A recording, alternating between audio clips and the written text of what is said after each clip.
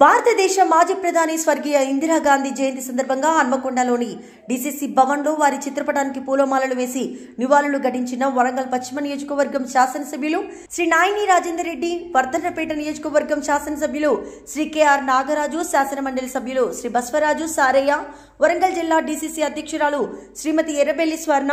ఈ సందర్భంగా ఎమ్మెల్యే మాట్లాడుతూ ఇందిరాగాంధీ భారత రాజకీయాల్లో ధైర్యానికి ప్రతీక, దేశ ప్రయోజనం కోసం కఠినమైన నిర్ణయాలు తీసుకున్న నాయకురాలని తెలిపారు. స్వర్గీయ ఇందిరాగాంధీ గారి జయంతి సందర్భంగా ప్రపంచ దేశాలు ఉక్కు మనిషిగా అభివర్ణిస్తూ వారికి ఉన్న పేరుని దేశ ప్రజలు మర్చిపోరు అనడానికి మనం గుర్తు చేసుకొని వారు చేసిన సేవలు కానివ్వండి, త్యాగాలు కానివ్వండి, ధైర్యాలు కానివ్వండి దేశం ఎప్పటికీ మర్చిపోదు అనేది మన భవిష్యత్ తరాలకు అందించవలసిన అవసరం ఉన్నది. మరి అలా ఇందిరమ్మ ఇల్లు లేని ఊరు లేదు.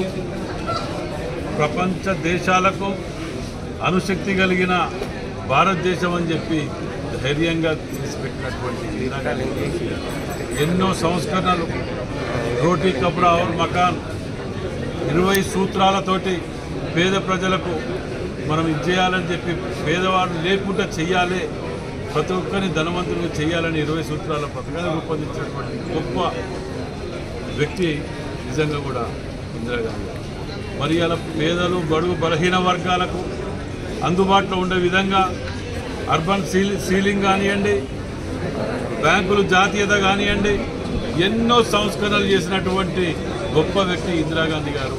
మరి వారి కుటుంబం వారు చేసిన త్యాగాలు మర్చిపోలేని.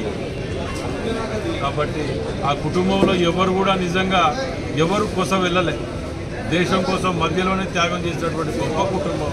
ఇవాళ రేపు కొన్ని వచ్చి పార్టీలు గాంధీ గారి కంటే గాడ్సే గారు గొప్ప, నెహ్రూ గారు ఇలా చేసిండు అలా చేసిండని కొన్ని స్వార్థంగా యూట్యూబ్ ఛానళ్ళు పెట్టి దుష్ప్రచారం చేసుకుంటూ దౌర్భాగ్యం ఏంటంటే ఈ పార్టీలు వాళ్ళ లబ్ధి కోసం ప్రజలని తప్పుదో పట్టిస్తూ గాంధీ కుటుంబానికి కూడా చరిత్రను భవిష్యత్ తరాలకు అందనీయకుండా పుస్తకాలల్లో చెరిపే విధంగా వ్యవహరించడం అనేది చాలా దౌర్భాగ్యం అది. కాబట్టి ప్రతి ఒక్కరు కూడా గమనించాలి, దీన్ని ఖండించవలసిన బాధ్యత కూడా ఉన్నది.